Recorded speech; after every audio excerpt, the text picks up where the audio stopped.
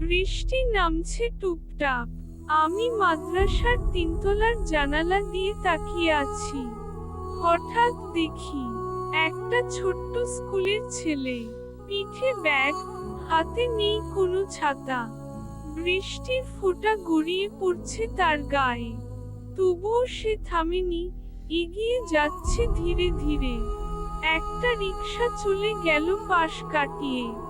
কেউ কিছু বলল না, কেউ তাকে ডাকলো না।